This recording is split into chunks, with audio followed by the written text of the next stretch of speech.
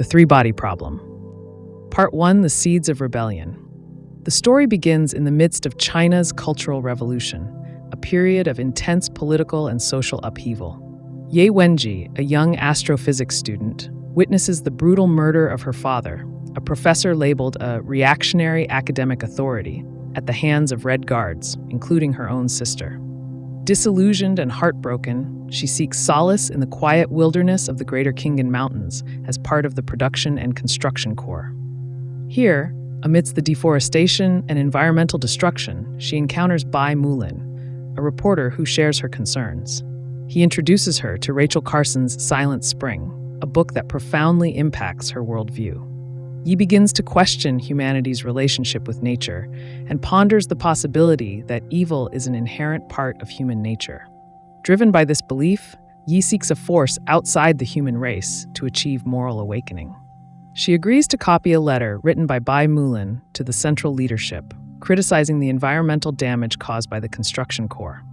However, when the letter is deemed reactionary, Bai, fearing for his own safety, frames Ye as the author. This betrayal leads to Yi's imprisonment and near death in a freezing cell. Unexpectedly, she is rescued and brought to the highly classified Red Coast Base, a military project with the goal of contacting extraterrestrial intelligence. Here, she reunites with Yang Weining, a former student of her father and the base's chief engineer. Despite the possibility of spending the rest of her life at the base, Ye chooses to stay, drawn by its isolation and the opportunity to contribute to a cause larger than herself. She witnesses the powerful transmission system designed to send messages into space and begins to work on solving technical problems related to the project. Part 2, The Cosmic Game and Unfolding Truth. Decades later, we meet Wang Miao, a nanomaterials researcher who is contacted by the mysterious frontiers of science, a group of intellectuals exploring the limits of scientific knowledge. He becomes entangled in a series of bizarre events, including the appearance of a countdown timer that only he can see and the suicides of several prominent physicists, including Yang Dong, the daughter of Ye Wenji. Wang, under pressure from the military's Battle Command Center, led by General Chang, agrees to infiltrate the frontiers of science and uncover their secrets. He is introduced to the virtual reality game Three-Body, which simulates the history of a civilization on a planet called Trisolaris, orbiting 3 suns. In the game, players delve into the relentless and unpredictable conditions of Trisolaris, where the erratic movements of 3 suns precipitate devastating cycles of extreme heat and cold, termed chaotic eras, punctuated by brief periods of stability, known as stable eras. This environment challenges the rise and resilience of Trisolaran civilizations, with each era witnessing efforts from figures like King Wen of Zhou, Mozi, and Qin Shi Huang, who employ mystical rituals, detailed astronomical observations, and even human-powered computers in attempts to predict the sun's movements and secure their people's survival. As Wang Miao navigates this virtual world, he encounters the chaotic nature of the Trisolaran habitat, driven by the complex three-body problem. This results in severe climatic shifts, compelling the Trisolarans to consider relocating to a new celestial home.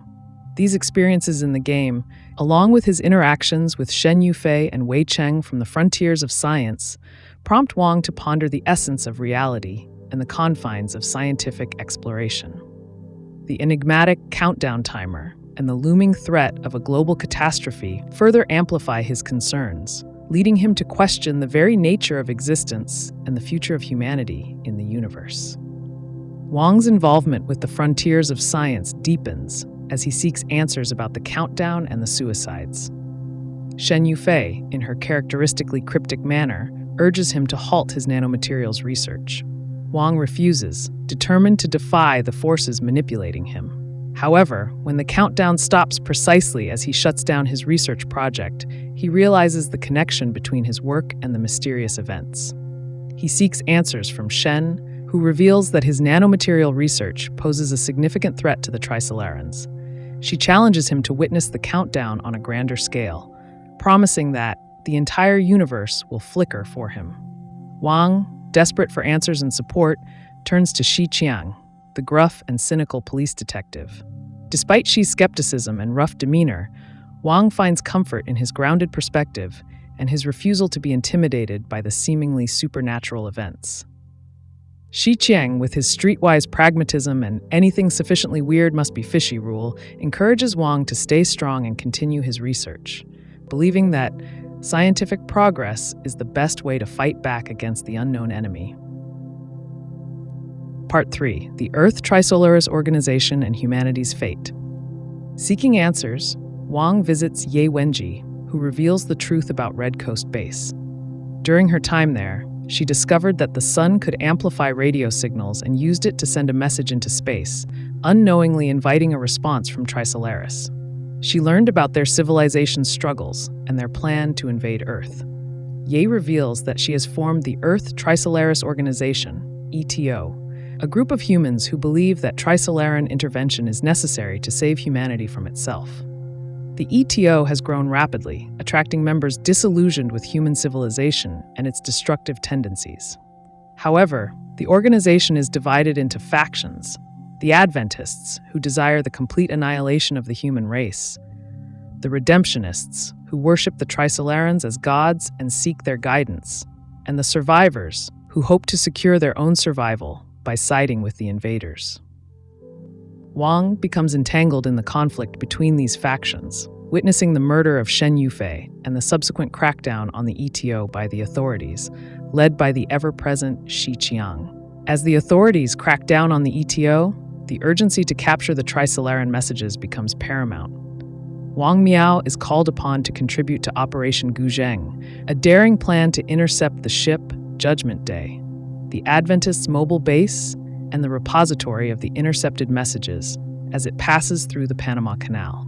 The challenge lies in eliminating all enemies on the ship within seconds of their detecting an attack, preventing them from destroying the valuable data.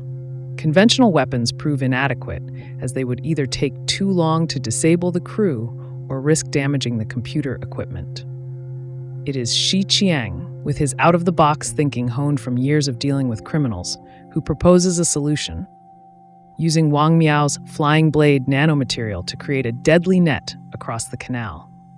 This net, invisible and incredibly sharp, would slice through the ship as it passes, instantly disabling the crew and preserving the data storage devices. Wang is initially hesitant, troubled by the potential for collateral damage, but ultimately recognizes the importance of obtaining the Trisolaran messages. He witnesses the horrifying spectacle of Operation Guzheng, as Judgment Day is sliced into pieces and its crew eliminated. The operation is a success, but the experience leaves Wang traumatized and filled with conflicting emotions. Yi is captured, and during her interrogation, reveals further shocking truths about Trisolaris. She explains that the Trisolarans have sent 2 sophons, subatomic particles transformed into superintelligent computers, to Earth. These sophons are capable of disrupting human scientific progress and manipulating reality, creating miracles that will erode faith in science and pave the way for Trisolaran conquest. Ye Wenji's interrogation reveals the true nature of Trisolaran civilization and its plans for Earth. The sophons, with their ability to manipulate reality and impede scientific progress, have effectively sealed humanity's fate. Wang and Ding, grappling with the bleak future, find solace in Shi Qiang's unwavering spirit and his reminder that even the seemingly insignificant bugs have never been truly defeated. They find renewed purpose in their work, determined to continue scientific exploration despite the challenges, holding on to a sliver of hope for the future. Wang and Ding, devastated by the bleak future, find solace in Shi Qiang's pragmatism and determination. Throughout the story, Shi Qiang serves as a crucial grounding force for Wang Miao. His cynicism and skepticism, while initially appearing dismissive, ultimately provide a necessary counterpoint to the overwhelming sense of despair and confusion. He encourages Wang to stay focused on his work and to find strength in his scientific knowledge, reminding him that giving up is not an option. Together, they witness a swarm of locusts, recognizing that even these seemingly insignificant creatures have never been truly defeated by humans. The story ends with Ye Wenji visiting the ruins of Red Coast Base, where she reflects on her actions and the uncertain fate of humanity.